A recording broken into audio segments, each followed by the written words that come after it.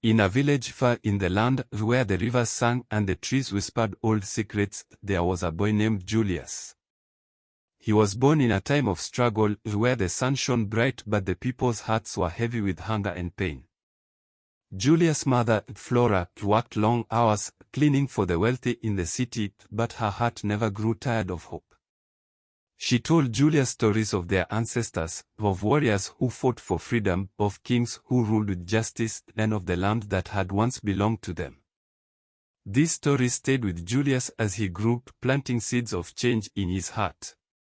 From a young age, Julius could see the unfairness of the world around him. The rich grew richer, while the poor were left to fight for scraps. He knew that something had to change. His voice became louder as he got older. He spoke to the people, asking them to rise to fight for their land, their freedom, and their dignity. He joined with others who shared his vision, then together they formed a group, a powerful force called the Economic Freedom Fighters, or EFF. With their red berets shining like the flame of a fire, they marched through the land, their steps echoing in the hearts of the people. Julius, their leader, stood tall. His voice was like thunder, shaking the air with words that stirred the hearts of all who heard them. He called for land to be returned to those who had been denied it, for the rich to share what they had hoarded, and for the people to rise up and take back what was rightfully theirs. But not everyone welcomed this call for change. The powerful, the ones who lived in big houses and owned the land, feared what Julius and his followers wanted to do. They called Julius a troublemaker, a man who would bring chaos to the land. But Julius was not afraid. He knew the way of the world. To bring change, one must challenge the old ways. And so, he did. He went from village to village, speaking to the people, young and old, men and women, farmers and workers. His words were simple but full of strength. "We deserve a better life," he told them. "The land belongs to us all. It is time for the rich to share, for the people to be free." As his message spread, more and more people joined him. They wore red berets just like him, and followed him with hope in their eyes. But the path they walked was not an easy one. The government, the leaders who held the power, tried to stop them.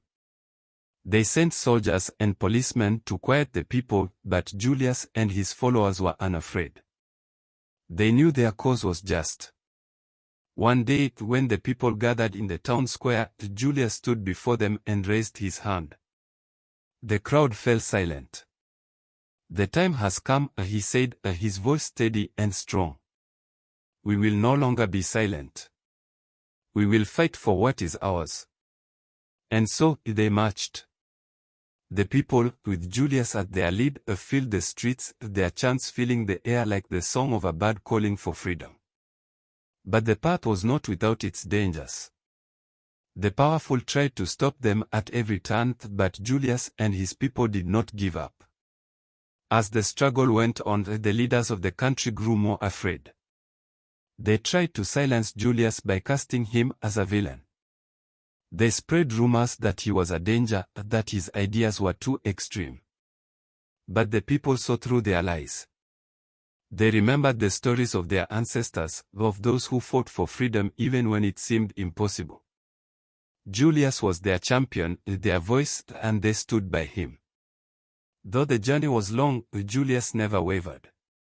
He led the people through many battles, never losing sight of the dream he had set before them, a land where no one would go hungry, a land where all were equal. But even the strongest hearts have moments of doubt. As the struggles grew, some of his own began to question him.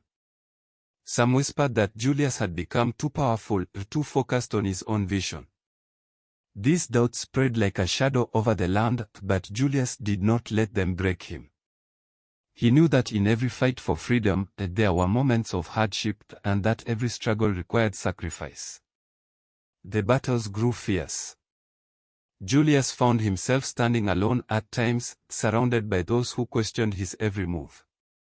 Yet, with each challenge, he remembered the stories his mother had told him, the stories of warriors who stood tall in the face of danger, of kings who fought for their people, and of the land that had been lost but could one day be returned.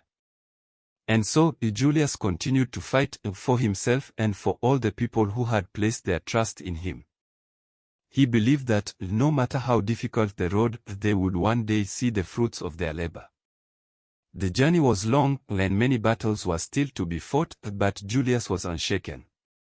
The land still called for justice, for the return of what had been taken. The people still dreamed of a future where all could share in the bounty of the earth, where no one would go hungry, and where no one would be forgotten. The story of Julius was far from over, and even though the road was hard, the fire in his heart burned brighter than ever before. The wind blew strongly, carrying with it the whispers of change. Julius and his followers marched forward, their hearts full of determination. Though the road was long and fraught with struggles, they knew their cause was just. The land cried out for justice, and in the hearts of the people, the desire for freedom grew stronger with each passing day. As Julius led them, his voice remained steady, like a drumbeat in the silence of the night. "We will not stop," he declared. "We will not be silenced, for this land belongs to the people. We will fight for the future of our children." But not everyone was pleased with the progress of the movement. The powerful, who held the land and the wealth, did everything in their power to stop Julius. They used their influence to create doubt in the minds of the people. They spread fear, telling them that Julius was leading them into chaos, that the land they sought would never truly be theirs. Yet, despite their efforts, the people continued to follow Julius, for they saw in him the strength of their own dreams. There came a day when the leaders of the country, the ones who held the power, made their move. They called upon their forces to stop the protests, to quell the rising tide of change. Soldiers came, and the sound of boots marching echoed in the streets. They tried to scatter the crowds, to force the people into silence. But Julius stood firm, his red beret like a beacon in the storm. "Let them come," he said, his voice unwavering. "For as long as we stand together, we are stronger than any army." The people stood with him, shoulder to shoulder, unyielding in the face of the threat. The government thought that by sending their soldiers, they could crush the movement. But what they did not understand was the power of the people who had found their voice through Julius. No soldier could silence their will. Days turned into weeks, and the struggle continued. Julius, though tired, did not give up. He led his people with courage and wisdom, reminding them that true freedom did not come easily. There were moments of doubt, moments when even the strongest hearts faltered. Some began to wonder if the fight was worth it. Could they truly win against the powerful forces that opposed them? But Julius would not let them fall into despair. He reminded them of the stories his mother had told him, the stories of warriors who fought not for glory but for the future of their people. He told them of the kings who gave everything to see their lands flourish, of the ancestors who had struggled so that their children might one day walk in the light of justice. The people rallied behind him, their voices louder than ever before. The winds of change were blowing once again, and Julius knew that the struggle was far from over. They had won battles, but the war for true freedom had just begun. Through it all, Julius remained steadfast. He had been through much, faced countless challenges, and lost many friends along the way. Yet he knew that the cause was bigger than him. It was about the people, the land, and the future they were fighting for. As long as there was breath in his body, he would continue to fight. But as the struggle stretched on, new challenges arose, ones that even Julius had not expected. His closest allies began to question his methods, wondering if his vision for the land was truly the right one. Some began to believe that he had become too focused on power, too distant from the people who had first joined him in the fight. Julius could feel the tension growing within the movement. He knew that to achieve his dream, he would need to unite everyone, even those who disagreed with him. But how could he bring together so many voices, all pulling in different directions? It was at this point that the journey took a turn. Julius began to realize that the true battle wasn't just against the government or the wealthy, it was a battle for unity, for understanding, for a common vision. Could he find a way to bring his people together, to show them that the fight for freedom was not just about land, but about their future, their dignity, and their collective strength? Julius paused and looked around at the faces of those who had stood by him through every trial. They were tired, yes, but their eyes still sparkled with hope. They had come this far, and they were not about to turn back now. In the quiet moments, when the battles paused and the dust settled, Julius would sit by the fire and think. He thought of the words his mother had spoken to him long ago, "You are the son of warriors, Julius. You carry their dreams, their hopes, their struggles. The path will be hard, but you must walk it for the generations that will come after you."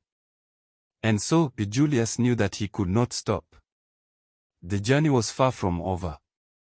There were still many battles to be fought, many hearts to win, and much more to be done to bring the dream of freedom to life.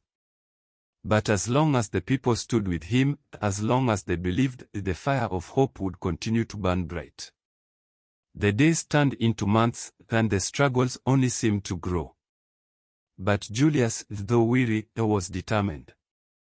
He had seen the strength of the people, the fire in their hearts, and he knew they would not give up. Every challenge that came their way only seemed to fuel the flames of their resolve. The people, their voices rising together, were a force to be reckoned with, and they were determined to see their dreams of freedom fulfilled. Julius had been tested like never before. His allies, some of whom had stood by him from the very beginning, began to question his leadership. They saw the divisions growing within the ranks, the doubts creeping into the hearts of the people. "Is Julius too focused on his vision?" they whispered. "Has he lost touch with the very people he promised to fight for?" But Julius was not a man who shied away from questions. He knew that even the greatest leaders must listen to the voices of their people. So, he called for a great gathering, a meeting where every person who had followed him, every person who had dared to dream, could speak their hearts. The time had come for Julius to find a way to unite them all, to bring together the pieces of the puzzle and create a movement stronger than ever before. On the day of the gathering, the air was thick with anticipation. People from all corners of the land came, wearing their red berets, their eyes filled with hope. Julius stood before them, his heart heavy with the weight of his responsibility, but his resolve unshaken. He spoke to them honestly, with no pretense, no false promises. "I know the path has not been easy. I know many of you are tired. I see your struggles, your doubts. But the fight we are in is not just for us. It is for the future. It is for our children, our grandchildren, and the generations that will come long after we are gone." The crowd fell silent, their eyes fixed on him. Julius took a deep breath and continued, "I have not come this far alone. I have walked beside each of you, and I will continue to walk beside you. But we must remember that our strength lies in our unity. We must set aside our differences and fight together, for the cause is bigger than any one of us." The words hung in the air like a prayer. Slowly, the murmurs of doubt began to fade, replaced by a renewed sense of purpose. Julius was no longer just their leader, he was their brother, their fellow fighter. And the people, once divided, now stood together with him, united in their cause. But even as they joined together in solidarity, there were still powerful forces watching from the shadows. The government, the wealthy elites who had held power for so long, had not forgotten the challenge Julius posed. They continued to use every means at their disposal to undermine him, to weaken his movement. They spread lies, created division, and even tried to turn the people against him. Yet Julius and his followers would not be swayed.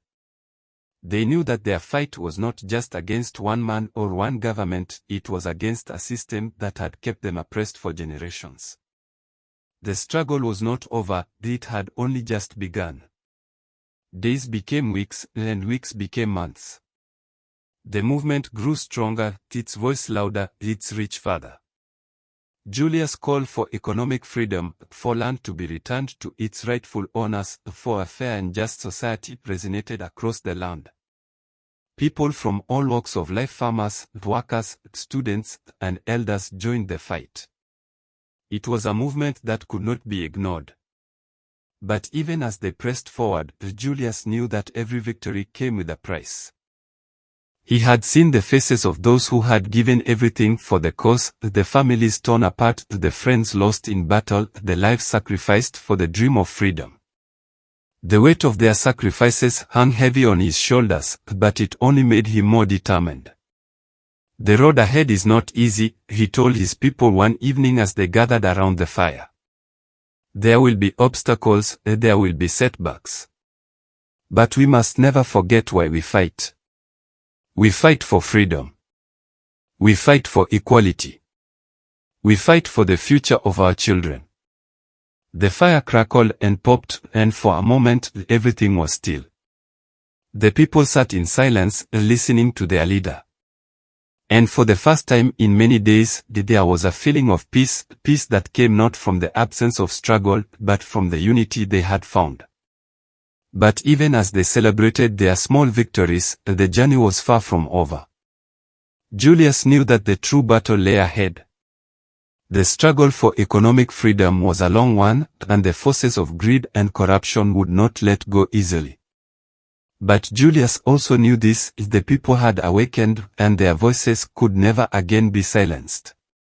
And so, they continued to march forward, one step at a time, with Julius leading them, not as a man above them, but as one of them. The path was uncertain, but their hearts were filled with hope. They were united, stronger than ever, and together they would see the battle to the end. The winds carried whispers of change through the land, and Julius, despite the weight of the battles, continued to walk beside his people. He had learned the hardest lessons, not from the battles won, but from the struggles that had nearly torn them apart. The people's loyalty had not come without trials, and there were moments when doubt began to creep into their hearts once more. But each time they faltered, Julius was there, guiding them back to the cause, reminding them of the land they fought for, of the future they dreamed of. The challenge now was greater than ever. As the movement grew, so did the enemies who sought to destroy it. The old powers, the ones who had held the reins for so long, saw Julius as a real threat, one they could no longer ignore. They began to work more openly against him, using their wealth, their influence, and their power to push back the progress of the people. But Julius was not one to fear such tactics. His strength came not from the money he had, but from the spirit of the people who stood with him. His voice was a fire that could not be snuffed out, even by the strongest winds. He knew that the fight ahead would not be won with weapons alone, but with the will of the people and the unity they had formed. One day, as the sun set low in the sky, Julius stood before his people once again. The land around them stretched out like an unbroken sea, its beauty marred only by the scars of years of injustice. His people, their red berets gleaming in the fading light, gathered before him. They had come from every corner of the land, their faces worn with fatigue but their eyes burning with determination. "We are not here for ourselves," Julius said, his voice firm and clear. "We are here for the generations who will come after us. We are here for the children who will one day walk freely upon this land, for the elders who have passed and left us their dreams, for the workers who toil each day but never see the fruits of their labor." His words were simple, yet powerful. They resonated in the hearts of all who heard them. Julius had always spoken with such conviction, but this time, it felt different. There was a quiet strength in his voice, as if he had accepted the burdens of the world and yet still carried them with a purpose greater than himself. As he spoke, the people began to murmur in agreement, their chants rising like a wave. freedom, justice, equality, they called. Julius raised his hand, and the crowd fell silent once more. We will not be divided, he said. No matter what comes our way, we stand together. For the land, for the future, for the freedom we have long been denied. This fight is not just for today, it is for tomorrow. And so, the movement continued, growing in strength and unity. But the challenges only grew more dangerous. The government launched new efforts to quell the protests, arresting leaders, imprisoning those who dared to speak out, and spreading fear among the people. But no matter how hard they tried to silence the movement, it only grew louder. The people had tasted freedom, and they would not be denied it. Julius stood at the front, his head held high, but inside, he felt the weight of every life lost, every struggle endured, and every promise that had yet to be fulfilled. He was only human, after all. But he knew that his fight was not just about him. It was about every person who had ever been ignored, every voice that had ever been silenced. And so, the battle raged on. The land trembled under the weight of it, the cries of the oppressed echoing through the valleys, and the red berets of the EFF marching forward, one step at a time, like an unstoppable tide. Julius' story was far from over. He had faced many enemies, both outside and within. He had lost friends, made sacrifices, and questioned himself. But through it all, he had never lost sight of the cause that had driven him from the very beginning, the dream of a South Africa where all could live in peace and equality. With every challenge, the people's belief in the dream grew stronger. They were no longer just following Julius, they were walking beside him. And together, they knew they would one day see the land they dreamed of, a land where justice flowed like a river and no one was left behind. The road was long, but with every step, they were closer to the future they sought. As the days turned into weeks and weeks into months, Julius and his followers found themselves in the heart of the storm. The winds of resistance grew fiercer, and the shadows of the old powers loomed larger than ever. The government, seeing their grip on power slipping, launched more aggressive tactics to silence the voice of the people. They arrested more leaders, sent more soldiers to patrol the streets, and spread fear with the hope of breaking the spirit of the movement. But the people were not afraid. The more they were pressed, the more they fought back. The fire of resistance burned brighter with every trial. Julius, though weary, stood like a mountain, unmovable in the face of the storm.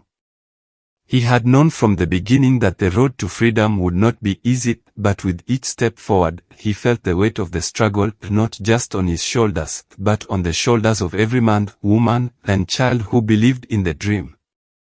His resolve was firm, but the toll it took was evident. His voice sometimes faltered, his steps slower than they had once been, but he never stopped. He could not afford to. The people needed him now more than ever. One evening, as the sun set behind the mountains, Julius gathered his closest allies. The air was thick with tension, and the light from the fire flickered in their eyes. The time had come for a decision. The struggle had reached a breaking point. Would they continue to fight despite the dangers, or would they seek a different path? Julius, standing tall in the flickering firelight, spoke with a quiet intensity. The fight we are in is not just about us, he said. It's about the children who have never seen a life free from hunger, free from oppression. It's about our ancestors who fought and died so that we might have a better future. It's about the land, this land that has been taken from us piece by piece.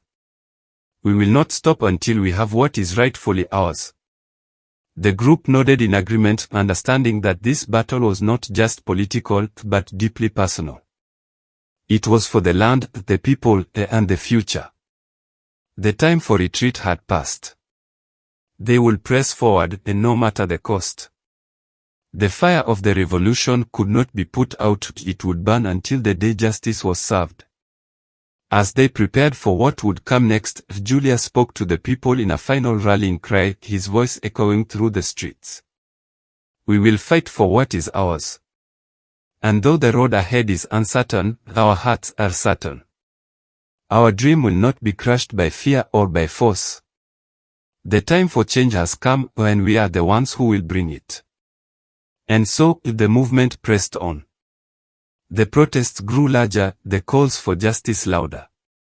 The government's attempts to crush the uprising only made the fire burn brighter.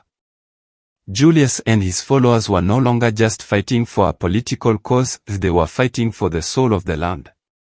The struggle had taken on a life of its own, becoming more than just a campaign for land redistribution or economic justice. It was a fight for the future, for a South Africa that could finally heal from the wounds of the past. As the final battle approached, the skies seemed to grow heavier, as if the land itself was waiting for the outcome. Julius stood at the front of his people, the symbol of their strength and resilience. The stakes had never been higher, and the road had never seemed more uncertain. But even in the face of uncertainty, there was something else, something that kept the people moving forward. Hope. They had hope that change was possible. They had hope that, with Julius leading them, they could rewrite their story. Together, they would fight for the land they had been promised, for the freedom they had been denied. And as the story of Julius and the economic freedom fighters unfolded, it was clear that this was only the beginning. The path to freedom was long, and the battles ahead would be fierce. But as long as there were people willing to stand together, willing to fight for justice, the dream of a new South Africa would live on. The story of Julius had not reached its end. It was only the beginning of something much bigger. To be continued. Support Deep Dive Africa. Explore our ebook store, payhip.com/Echoes of Africa shop. At Deep Dive Africa, we uncover Africa's untold stories, bold struggles, and rich heritage. Listen. Learn. Be inspired. Empowering conversations about freedom, identity, and Africa's future. Explore our bookstore. Find powerful reads that educate and inspire at Echoes of Africa shop. Your purchase supports our mission. Stay connected. Facebook.com/DeepDiveAfrica. X, Twitter @Deep Folktales. YouTube.com/@Deep-Dive-Africa. Join the movement. Empower the message.